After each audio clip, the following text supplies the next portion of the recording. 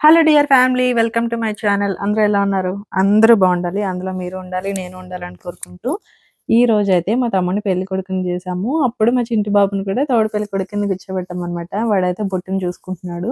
వాడు ఎలా ఉన్నాడో కామెంట్ చేయండి. ఇప్పుడైతే నేను పెళ్లి కోసం కొబ్బరి బొండం అయితే తయారు చేయబోతున్నాను.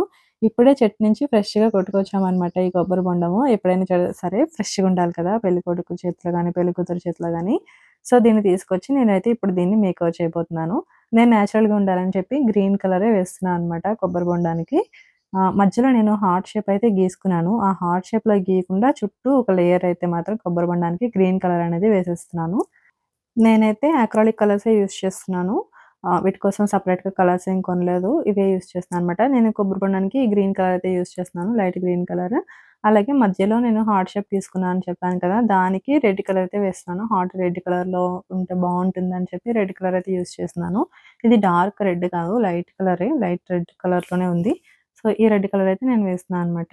అలాగే పైన తొడుముకి అలాగే కొంచెం కొబ్బరి ముచ్చుకకి, తొడుముకి కూడా నేను గోల్డ్ కలర్ అయితే వేద్దామనుకుంటున్నాను. దానికైతే గోల్డ్ కలర్ అనేది వేసేస్తున్నాను. ఫైనల్లీ టోటల్‌గా ఫస్ట్ కోటింగ్ అయిపోయిన తర్వాతయితే ఇలా ఉంది చూసారు కదా! కొంచెం లైట్‌గా కలవలేదు. నేను ఆల్రెడీ చెప్పిందే మీకు బిందెకి కలర్స్ వేసినప్పుడు చెప్పాను కదా! ఎప్పుడైనా పెయింటింగ్ అనేది డబుల్ కోటింగ్ ఏస్తేనే అది నిండుగా ఉంటది. సో, ఈ పెయింటింగ్ మొత్తం ఫస్ట్ కోటింగ్ మొత్తం ఫుల్‌గా డ్రై అయిపోయిన తర్వాత, ఇప్పుడు నేను సెకండ్ కోటింగ్ అనేది స్టార్ట్ చేసేస్తున్నాను.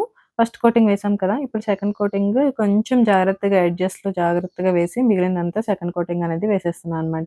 గ్రీను, రెడ్ అలాగే గోల్డ్ కలర్ కూడా. సెకండ్ కోటింగ్ కూడా అయిపోయి ఫుల్‌గా డ్రై అయిపోయిన తర్వాత చూడండి ఎంత బావుందో కలర్. చాలా నిండుగా వచ్చేసింది. షేప్స్ కూడా మనము ఎడ్జెస్ కూడా చాలా క్లియర్‌గా వేసాం కదా! చాలా అందంగా ఉంది. ఇప్పుడు నేను హార్ట్ షేప్ చుట్టూ కూడా ఈ ఫెవిక్విక్ తోటి ఒక లేయర్ అనేది ఒకలా లైన్ లాగా గీసేసుకుంటున్నాను. ఆ లైన్ మీద నేనొచ్చేసి స్టోన్ లేస్ అయితే అంటిస్తున్నాననమాట. సేమ్ నేను బిందెకి చేసినట్టే స్టోన్ లేస్ అలాగే బీడ్స్ లేస్, మళ్ళీ పర్ల్ లేస్, మళ్ళీ బీడ్ లేస్, మళ్ళీ పర్ల్స్ లేస్ ఇలా 5 రోస్ అనేది అరేంజ్ చేద్దామని చెప్పి హార్ట్ షేప్‌లోది.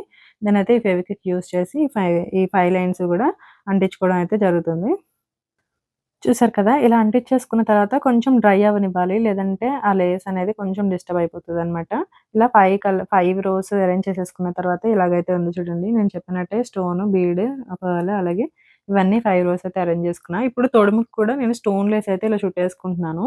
ఫస్ట్ అయితే ఒక చిన్న తొడుముకి చుట్టేసుకున్నా. తర్వాత ఒకదానికి కూడా ఫెవిక్విక్ మొత్తం అప్లై చేసేసుకొని స్టోన్ లేస్ అనేది ఇలా దగ్గరగా అయితే చుట్టేస్తున్నా అనమాట.